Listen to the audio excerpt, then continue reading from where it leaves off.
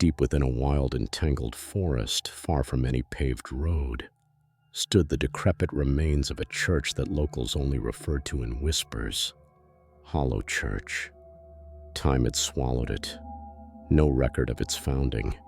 No plaque. No history. Just rumors. Whispers of something that never left. Thomas Reeve, a 29-year-old urban explorer and aspiring documentary filmmaker, was drawn to the forgotten and forbidden.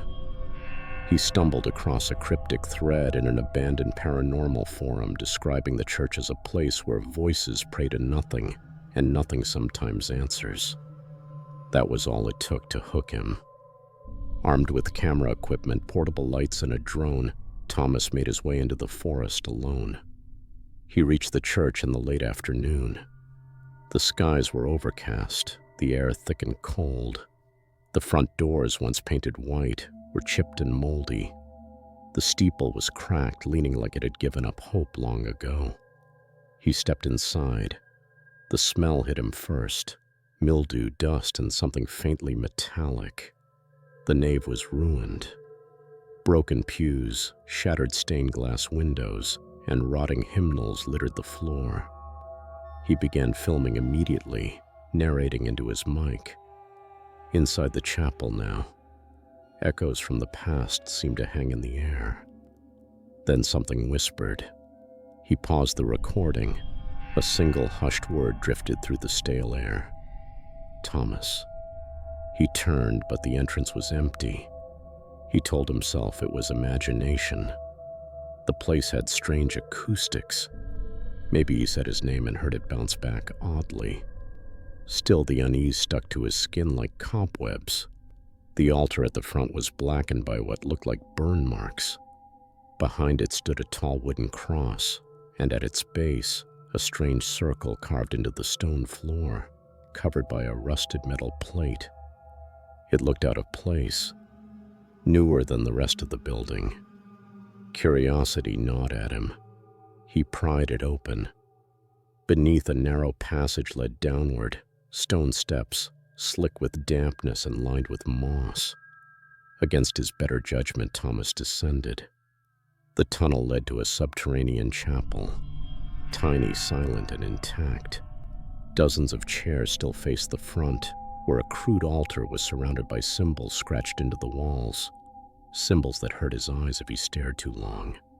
He felt watched, not from behind, from below.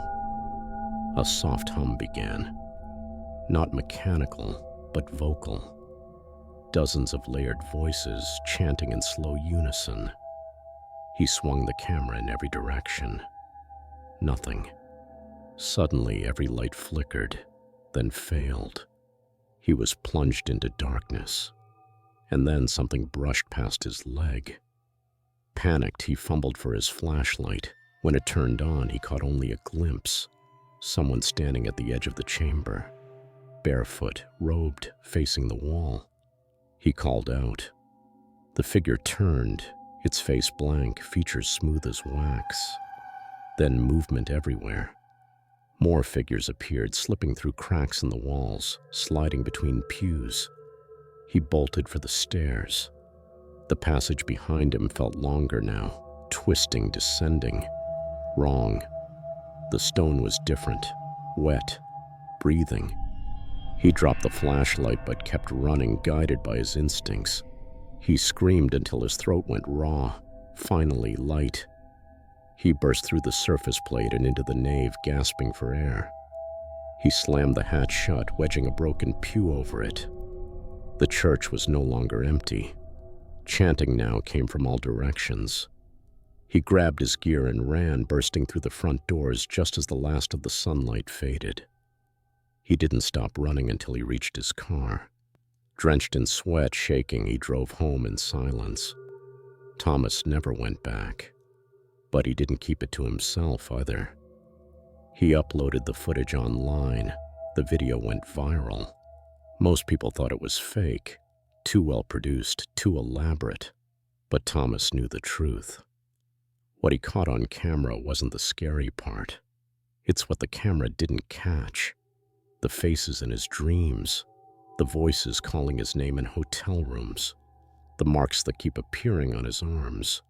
The congregation is still watching, and they know he left. Like and subscribe now. Are you brave enough to join the hunt?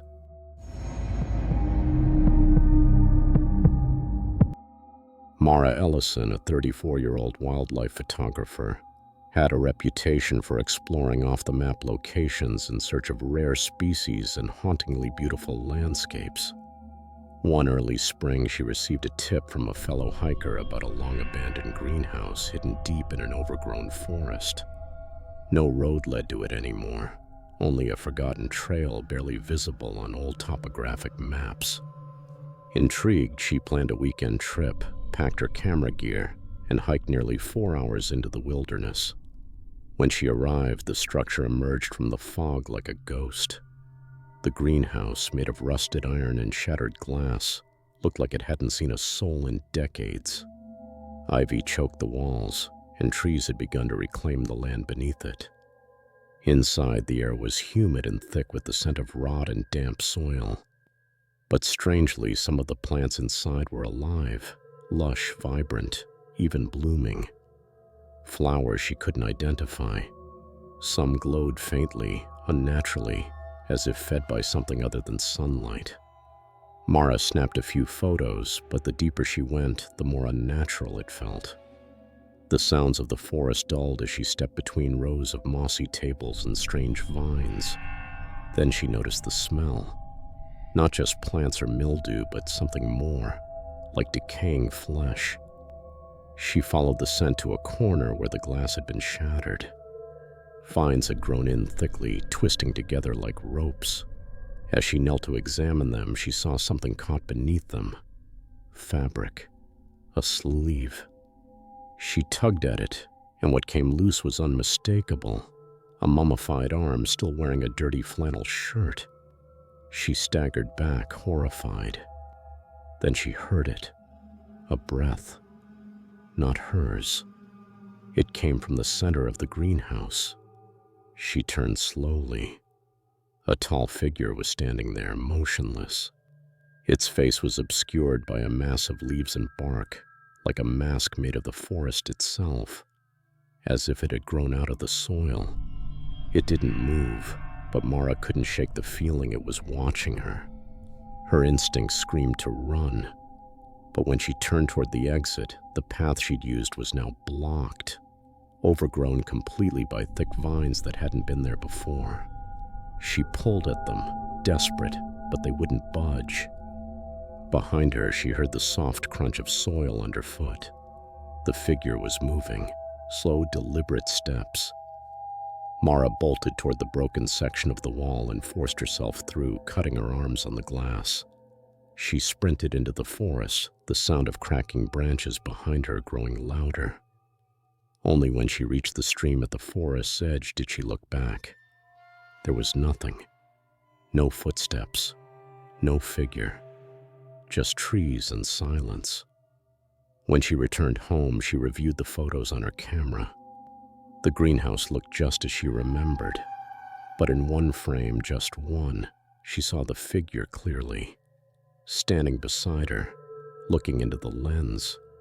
She never shared those photos with anyone. The next year, when she tried to return to the location with a small group, they couldn't find it. The forest looked different, like the path had never existed at all.